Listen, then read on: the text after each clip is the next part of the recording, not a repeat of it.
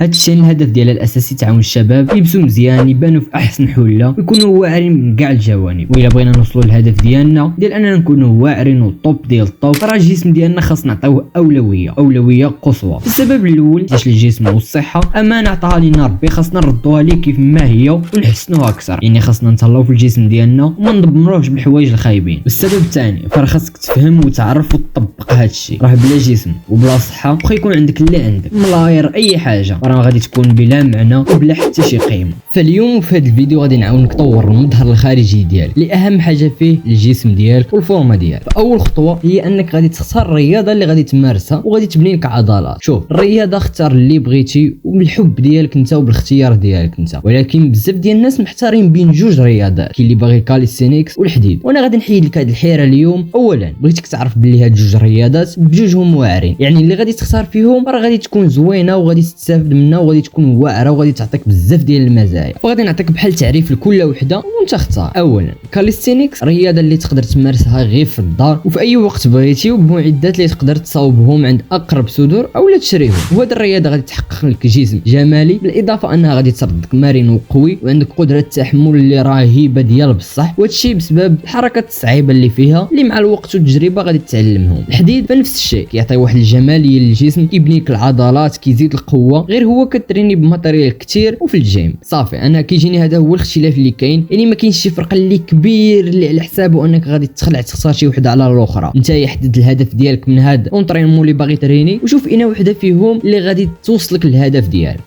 تقول لي مثلا انا دخلت للجيم وما عرفتش شنو غادي ندير ولا منين غادي نبدا وشنو غادي ندير في النهار الاول. اول حاجه غادي نقولها لك، عندك ثلاثه ديال الحوايج اللي التزمتي بهم فغتكون عندك فورمه. اولا النعاس، ثانيا الماكله، وثالثا لونطرينمون ديال بصح. فالثلاثه ديال الحوايج هما مفاتيح ديال ديك الفورمه اللي باغي انت اولا ديك الشكل ديال الجسم اللي باغي توصل ليه. نرجعوا للسؤال وهي شنو غادي ندير في النهار ديالي الاول لاصال وانا ما عارف ما ندير وما عارفش منين نبدا. اول حاجه غادي نقول لك فبدا دير الكارديو، بدا تجهز العضله والجسم ديالك لانه كاين واحد لي فور خاصو يديرو. من بعد دوز لي زيكزارسيس ديال لي ماشين، خدم لي ماشين، المهم تعرف على داك الشيء. وكننصحك بزاف انك تقرا كتوبه اولا تقلب في يوتيوب على الطرق باش تخدم لي زيكزارسيس بشكل اللي صحيح باش تتفادى اي اصابه لا قدر الله. بدا غير بشويه وما تحطش ديك الجهد كامل في ديك الشهر الاول اولا تزعم على شي اوزان اللي ثقالين، راه غادي تجيك شي اصابه وغادي تصدق ما متريني ما والو. اولا ديك التحفيز كامل اللي كان عندك في الاول غادي يساليك في ديك الشهر الاول ولا الثاني وغتصدق غا معي راس وصافي. فبدا بشويه عليك وما تحرقش المراحل. المهم اهم حاجه في هذه البدايه هذه هي انك تعرف تخدم بشكل اللي صحيح ماشي بالجهد اولا بالثقل، وغير عرف كيفاش كيتخدموا لي زيكزارسيس وكيفاش خاص تكون الوضعيه ديالك.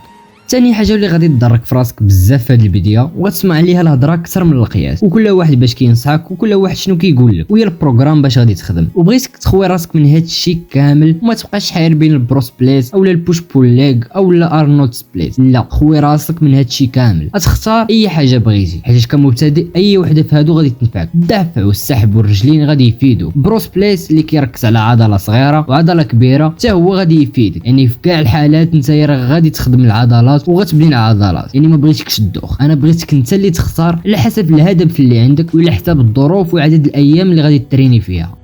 الحاجه الثالثه واللي مهمه بزاف واللي دوزت عليها في هذا الفيديو ديال الكاليستينيكس اللي كننصحك تشوفه من بعد هذا الفيديو هذا، وهذه الحاجه اللي هي بروغريسيف اوفرلود اللي بلا بها راك ما غاديش تطور من راسك من النيفو ديالك وما غتزيدش في الكتله العضليه. ببساطه بروغريسيف اوفرلود هو الزياده التدريجيه. علاش مهم بزاف اجي نفهمك. انت بديتي كتريني وكتبروغرام وكلشي مزيان وكل سيمانه كتمشي للجيم وكتبقى ثابت على نفس الاوزان والعدات، يعني الاداء ديالك ثابت. هادشي غادي يخلي العضله عمرها تطور وعمرها تكبر، وهنا غادي يجي دور الزياده التدريجيه اللي خاصك تبقى كل سيمانه باش يقدر يوصلك للهدف ديالك ويقربك من الفشل العضلي. وكاين طرق بزاف ديال كيفاش تطبق البروغريسيف اوفرلود بحال تزيد الوزن اولا تزيد العدات اولا الجولات. سالينا مع النقطه ديال لونطرينمون، دابا غادي نشوفوا التغذيه.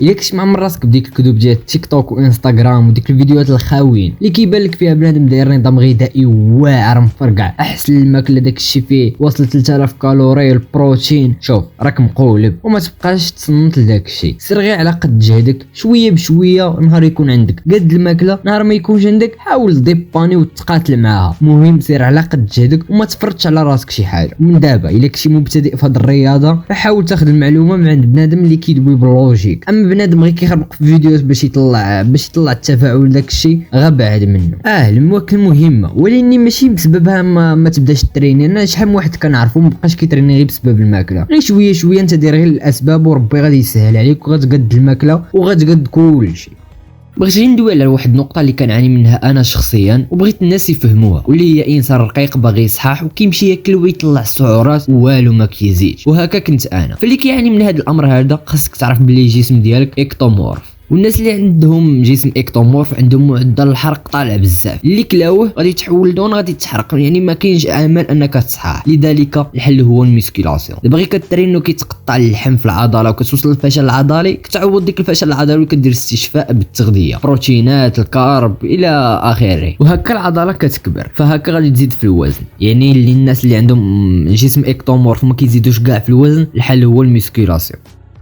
فهاد ثلاثه ديال العناصر خاص ضروري يكونوا داخلين في التغذيه ديالك، ولكن غادي تعطيه اهتمام كبير للبروتينات، غادي تتبعهم بالكارب وغادي تتبعهم بالدهنيات. وبزاف ديال الناس كيبعدوا على الدهنيات، لا راه مهمين بزاف حيت كيقادوا بعض الهرمونات وكيقادوا لك الجسم ديالك، حيت راه ماشي كاع الدهنيات كيتحولوا لدهون كما بنادم كيعتقد. فكما قلنا خاص اولا البروتينات اللي تدخلهم بكثره وباعتدال، اللي كيكون مثلا في البيض، صدر ديال الدجاج، المهم بزاف ديال الحوايج كيكون فيهم البروتينات اللي كيعاونوك على الاستشفاء العضلي وكيعاونوا ان العضله تكبر وتزيد لقدام. كيف ما قلنا فخاصك تدخل حتى الكارب اللي كيكون في الفواكه او الخضار اللي كيعطيك الانرجي باش تريني وشحال من حاجه. فحاول انك تلعب بين هاد الثلاثه هادو. والسعرات الحراريه حسبهم، يعني الا كنتي باغي تنقص من الوزن حسب السعرات الحراريه ديالك ونقص شويه، او الا كنتي باغي تزيد في الوزن فزيد على السعرات الحراريه اللي كتحرق في النهار. والدراري اللي باغيين يماسيو في الشتاء وينتر از كومينغ وديك فيديوهات ديال موتيفاسيون، فاذا كان شي تفاعل فراه غادي ندير لكم فيديو كامل على كيفاش تضخموا، كيفاش يكون واحد التضخيم اللي مزيان في هذا الشتا، غيقولوا لي في الكومونتيرات وغادي ندير لكم الفيديو.